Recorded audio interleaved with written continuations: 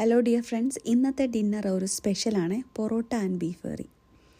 അപ്പം night duty കഴിഞ്ഞ് വന്നപ്പോൾ തന്നെ ബീഫ് കറിക്കുള്ള പ്രിപ്പറേഷൻസൊക്കെ ഞാൻ സ്റ്റാർട്ട് ചെയ്തു. ബീഫെല്ലാം ഓൾറെഡി ഫ്രോസൺ ബീഫായിരുന്നു, അതെല്ലാം ഡീഫ്രോസ്റ്റ് ചെയ്ത് വെച്ചിരുന്നു. അപ്പോൾ അതെല്ലാം കഴുകി കട്ട് ചെയ്ത് വൃത്തിയാക്കി.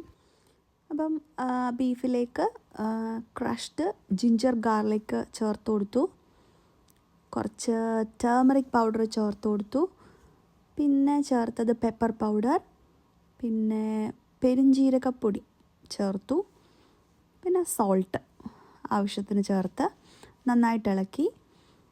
പിന്നെ ഞാൻ അതിലേക്ക് ചേർത്ത് കൊടുത്തത് കുറച്ച് ഷാലഡ്സ്, കൊച്ചുള്ളി കട്ട് ചെയ്തതും ഒരു ഹാഫ് അണിയൻ കട്ട് ചെയ്തതും ഒക്കെ ചേർത്ത് കൊടുത്തു. പിന്നെ തേങ്ങാക്കൊത്ത്, ബീഫ് കറിയാകുമ്പം കുറച്ച് തേങ്ങാക്കൊത്ത് വേണമല്ലോ, അപ്പോൾ അതുകൊണ്ട് കുറച്ച് തേങ്ങാക്കൊത്തും കൂടെ ഇട്ട് നന്നായിട്ട് അടച്ചു വെച്ച് കുക്കറിൽ വേവിച്ചെടുത്തു. ബീഫ് നന്നായിട്ട് വെന്ത് കഴിഞ്ഞപ്പം സവോളയൊക്കെ വഴറ്റി അതിലേക്ക് മസാല, അതായത് മുളക് പൊടി, മല്ലിപ്പൊടി അതെല്ലാം ആഡ് ചെയ്ത്, ഗരം മസാലപ്പൊടിയൊക്കെ ആഡ് ചെയ്ത് നല്ലപോലെ കുക്ക് ചെയ്ത് ഈ വേവിച്ച് വെച്ച ബീഫിലേക്ക് ആഡ് ചെയ്ത് കൊടുത്തു.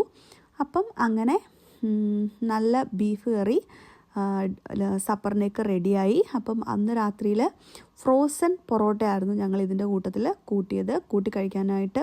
ഫ്രോസൺ പൊറോട്ട ഫ്രിഡ്ജിലുണ്ടായിരുന്നു, അപ്പോൾ അതെടുത്ത് നന്നായിട്ട് ചുട്ട് അങ്ങനെ നല്ല ബീഫ് കറിയും പൊറോട്ടയും റെഡിയാണ്.